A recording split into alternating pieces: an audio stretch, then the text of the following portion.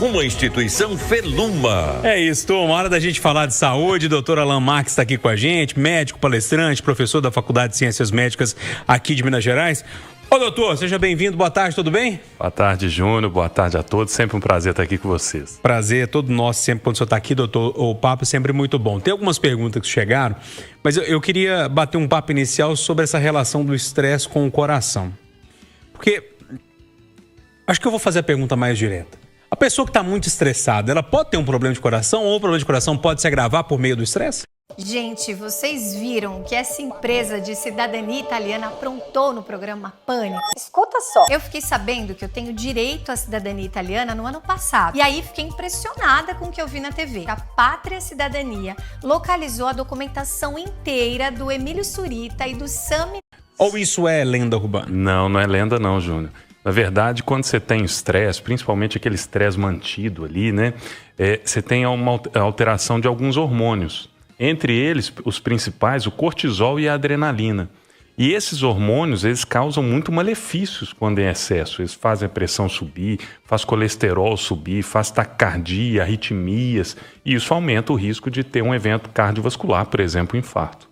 Entendi. Então, tem tudo a ver mesmo. Tudo a ver, tudo a ver. A pessoa que está estressada, normalmente ela está com a pressão alta também? Ou pode ter a pressão alta ou não tem uma ligação tão direta assim? A pessoa que está estressada, ela tem uma chance maior de desenvolver a pressão alta, tá? Não quer dizer que todo mundo que está estressado vai ter a pressão alta e nem todo mundo que tem pressão alta vai ter estresse. Às vezes tem pessoa ali que é aquela pessoa calminha e tal, mas ela já tem um fator genético, então ela tem a pressão alta. Só que o estresse é sim um fator de risco importante para o desenvolvimento da hipertensão arterial. Por que eu estou te perguntando isso, doutor? Porque a gente está vivendo um momento de muita gente estressada, cansada, sem dormir direito e essa confusão toda.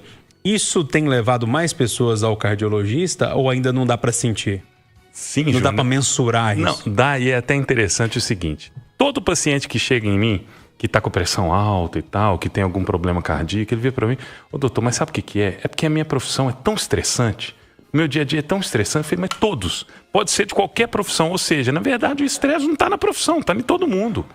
O estresse hoje, eu acho que principalmente depois da pandemia ali, veio muita questão de medo, de perder emprego, de competição, esse negócio de capitalismo. Então, tem um estresse muito grande que a gente vai carregando ele ali, vai carregando, e ele vai dar sinais, né? E um dos sinais, às vezes, pode ser problemas cardíacos. Tem pergunta aí, Peixe? Manda uma pergunta pro doutor.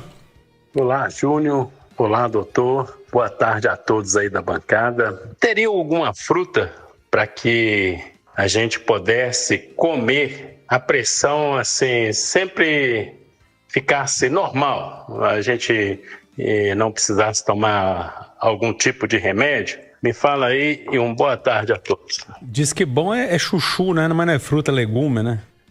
Assim, infelizmente, nós não temos essa fruta ainda não, sabe? Assim, mas não tem uma chamada losartana? Tem uma fruta que chama losartana, outra que chama lodipino, outra que chama hidroclorotiazida, essas aí conseguem controlar a pressão. Na verdade, é o seguinte, o paciente que tem pressão alta, ele tem que evitar sal, isso é muito importante, o sal faz a pressão subir, fazer atividade física regular e perder peso. Então, e claro, dormir bem, reduzir estresse, igual a gente estava falando aqui, essas coisas são importantes. Isso são as medidas não farmacológicas para a gente manter uma pressão adequada. Além disso, aí sim, se o paciente necessitar, e a maioria acaba precisando, aí tomar medicamento. Fruta em si, a gente não vai conseguir controlar só com a fruta. Porque eu sei quando o Marcelo era criança pequena lá em... adolescente...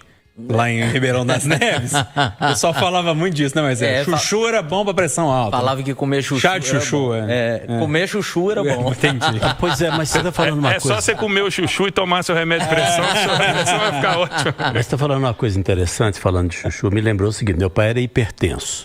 Era hipertenso, assim, daquele que se você examinasse ele, você internava ele na hora. A pressão dele batia 20, 22 por 14, 15, assim, e era normal isso. Ele conviveu com isso muitos anos, desde novo. Agora, como a gente não tinha recurso para ir ao médico, não tinha recurso para comprar medicamento, não tinha essa quantidade de medicamento que a gente tem hoje à disposição, eu lembro que a gente fazia lá em casa, e aí o que eu quero saber se de fato isso tem função terapêutica, né?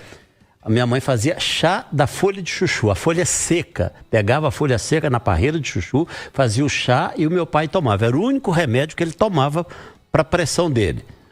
Não tem uma comprovação. Quer dizer, eu estou perguntando isso aqui, desculpe, até assim, com uma certa reserva, porque de repente a pessoa fala assim, não, então vou passar a tomar agora chá de folha de chuchu. Nós não temos essa comprovação científica, não vai reduzir, o chuchu não vai reduzir a pressão, assim como você mesmo falou, que seu pai estava sempre com a pressão alta.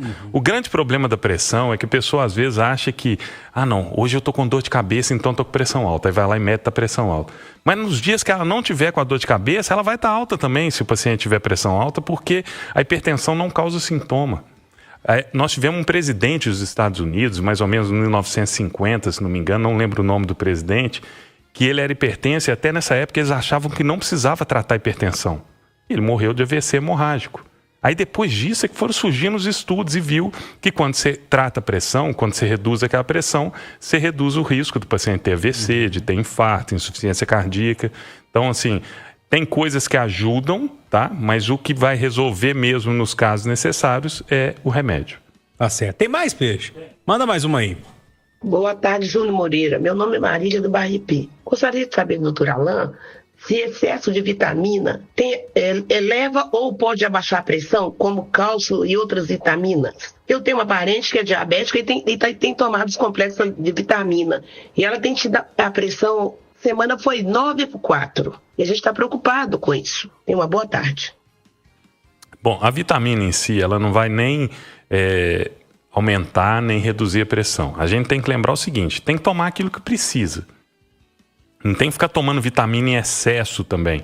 Nós tivemos alguns casos de intoxicação por vitamina D, sabe? Por excesso de vitamina D, principalmente pacientes idosos que estavam tomando doses supraterapêuticas, doses muito altas. Então, a última diretriz, inclusive, de hipertensão que nós tivemos, de dislipidemia, coloca que suplemento para reduzir pressão ou para reduzir colesterol, nós não temos comprovação científica disso e nenhum benefício.